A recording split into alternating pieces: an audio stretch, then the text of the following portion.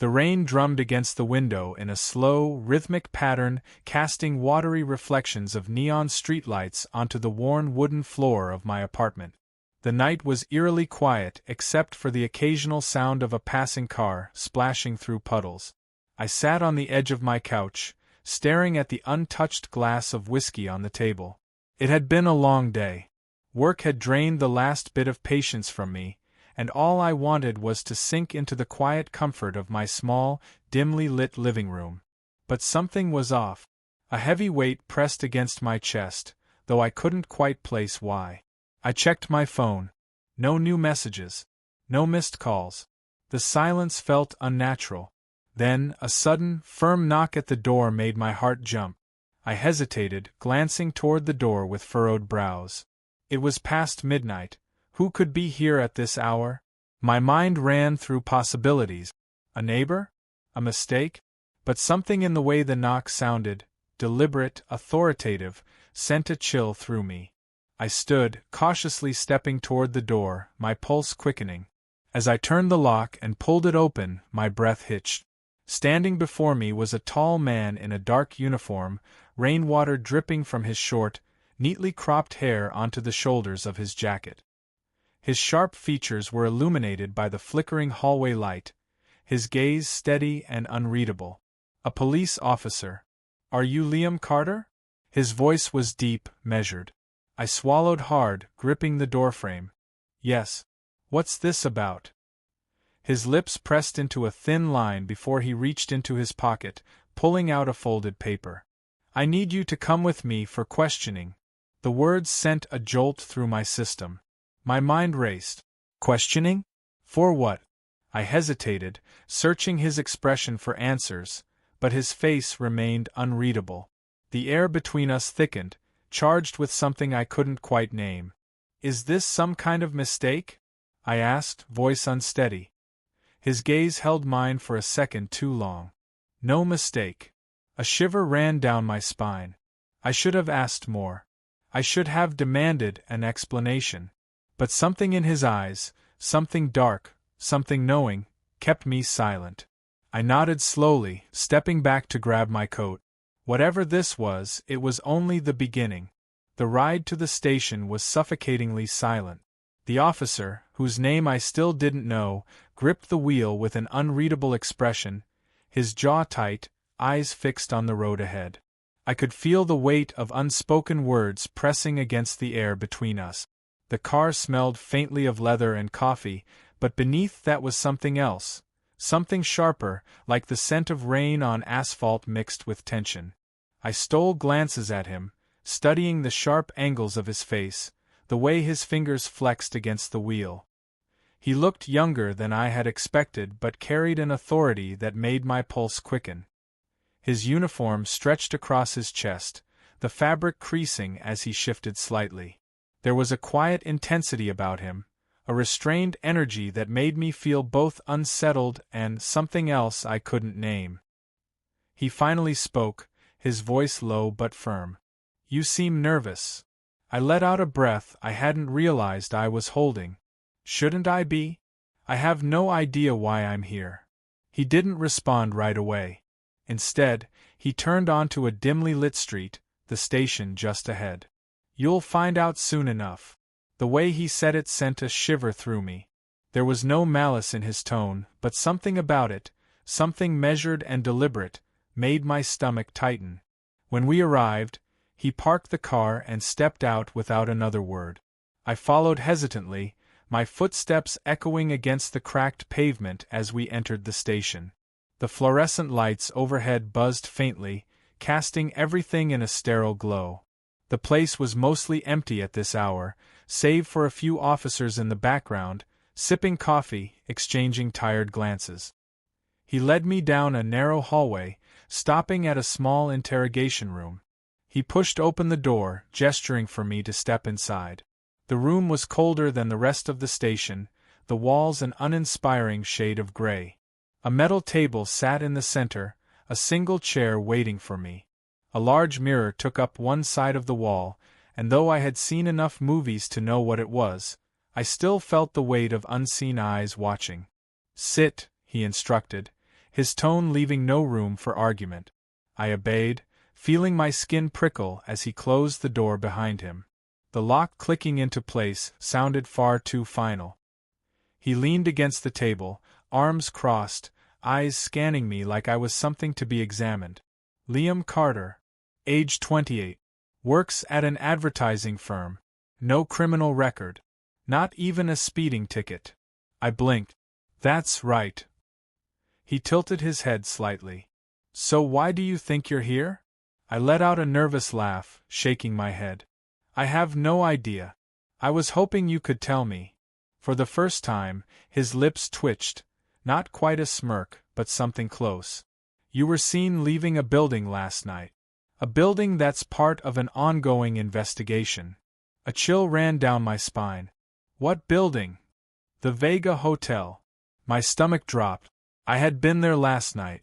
But only for a drink. A stupid, impulsive decision after a long day. I hadn't even stayed long. I just stopped for a drink, I said quickly. I didn't see anything. Didn't do anything. His eyes narrowed slightly, studying me. The silence stretched so long that I felt my skin itch. Funny thing, he finally said, pushing off the table.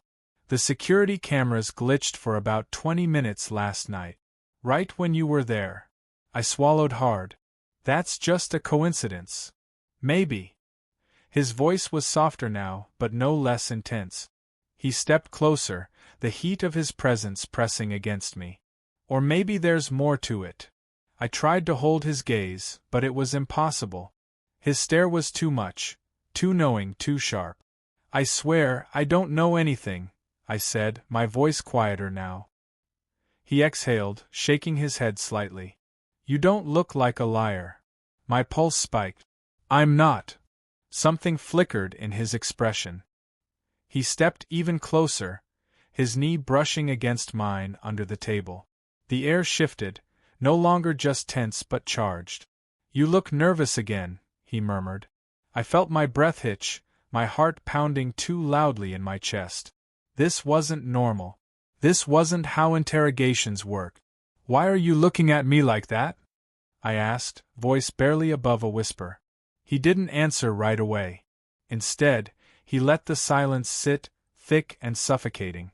Then, almost too quietly, he said, because I think you're hiding something. His fingers tapped against the table, slow, rhythmic. My whole body was tight with something I didn't understand. Or maybe I did, and I just wasn't ready to admit it. I told you, I'm not. Another long silence. Then, in a voice so low I almost didn't hear it, he said, I guess we'll find out. The room felt smaller now, the air thick with something I couldn't name.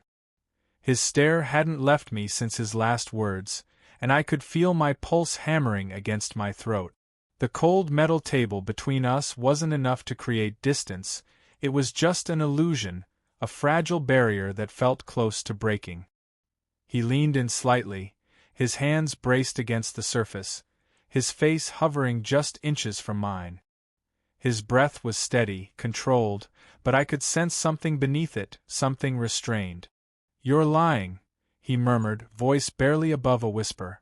I swallowed hard, my fingers tightening into fists on my lap. I'm not.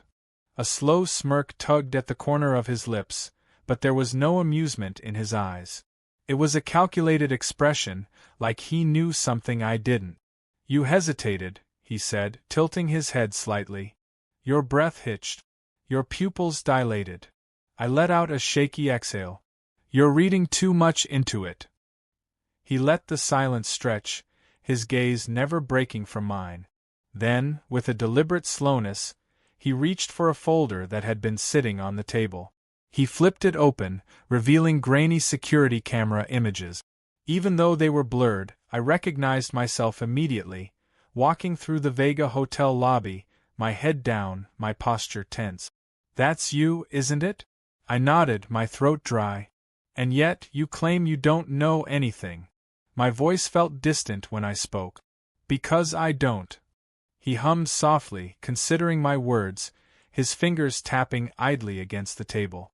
Then, he did something unexpected. He reached out and, with agonizing slowness, ran his fingertips along the edge of my wrist. It was a subtle touch, barely there, but it sent a shock wave through me. I jerked slightly, my breath catching. His smirk deepened. Interesting, he mused. What are you doing? I asked, my voice hushed, unsteady. He didn't move away. Instead, he traced his fingers up my forearm, his touch featherlight but deliberate. The air between us became electric, charged with something neither of us had acknowledged until now. You tell me, he murmured. My body was betraying me, every nerve ending tuned to his touch. This wasn't right. This wasn't how this was supposed to go. You're a cop, I breathed. This is wrong, he finished, his fingers lingering just above my pulse. Or just unexpected? I couldn't answer. My mind was a mess, a swirl of confusion, fear, and something else, something darker, something thrilling. His touch disappeared as quickly as it had come, and he pulled back just slightly, though his gaze still burned into me. You're not as innocent as you pretend to be, Liam, he said, his voice lower now, almost amused. And I think you know that. I clenched my jaw, trying to regain some semblance of control. Are you trying to intimidate me, or is this something else? The smirk vanished, replaced by something more dangerous, more unreadable. Maybe both. A heavy silence settled between us, the weight of what had just happened pressing down on my chest. He knew exactly what he was doing, and he knew exactly how it was affecting me. You should tell me the truth, he finally said, voice quieter now, almost coaxing. I licked my lips, my thoughts racing. The truth? About what? The Vega Hotel? Or the way my body had reacted to his? Before I could answer, the door burst open. Another officer stepped in, clearing his throat awkwardly. Detective Reyes, the man said, his gaze flicking between us, as if sensing the tension in the air. We need you for a moment. Reyes straightened, his expression unreadable once more. Stay here, he said, his voice returning to its usual, controlled tone. Then, without another word, he left. I let out a shaky breath, staring at the door. My mind was a mess. What the hell had just happened? And why did I feel like this was only the beginning? The tension from the interrogation clung to me like an unwanted second skin. Even as I stepped out of the room, my mind kept replaying every moment. His touch, his words, the way he looked at me like he knew. I walked down the narrow hallway, my steps slower than they should have been. A part of me wanted to leave, to put as much distance as possible between myself and whatever had just happened. But another part, one I wasn't ready to face, wanted to turn back. You're free to go, the officer had said. But was I? Reyes had left something behind in that room, something heavier than any accusation or evidence. It wasn't just about the case anymore. It wasn't just about me being at the Vega Hotel. It was about us. I reached the front desk, feeling the eyes of a few officers on me as I handed over the paperwork they had given me. The woman behind the desk barely glanced up. You're clear, she muttered, stamping something and sliding the papers back. You can leave. The words felt final, but they weren't. I knew they weren't. I turned, feeling a presence before I even saw him. Reyes stood by the far end of the station, half-shadowed near one of the offices. His posture was relaxed, but his eyes weren't. They tracked my every movement, like he was waiting for something. For me. I hesitated. Just for a second. But that was all it took. His lips curled into something unreadable, something dangerous, something knowing. I forced myself to move, to break the silent moment before it pulled me in any further. The station doors felt heavier than before as I pushed them open. The night air hit me hard, crisp and laced with the scent of rain. The world outside the station felt too normal, too indifferent to the storm brewing inside me. I pulled my jacket tighter, exhaling sharply. Then my phone buzzed. I stopped mid-step, my fingers unsteady as I pulled it out of my pocket. One new message. No caller ID.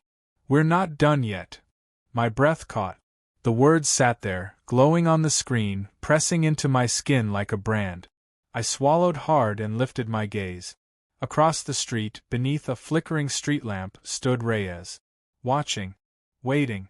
Something inside me twisted, something I wasn't ready to name. The message was clear. I wasn't leaving this behind. And maybe, just maybe, I didn't want to. The street was quiet except for the hum of a distant engine. The glow of the street lamp cast long shadows, stretching across the pavement, distorting the shape of the man standing beneath it. Reyes didn't move, didn't call out, just stood there watching. I gripped my phone tighter, rereading the message. We're not done yet. A challenge. A warning. Or something else entirely. I forced myself to look away, shoving the phone back into my pocket as if that would erase the feeling curling in my stomach. I should have walked away. Should have hailed a cab, gone home, and let the night fade into something distant. But I didn't. My legs felt rooted to the ground, my pulse too loud in my ears. The weight of his stare still clung to me, pressing against my skin like an imprint I couldn't shake. Then, slowly Reyes moved. Not toward me.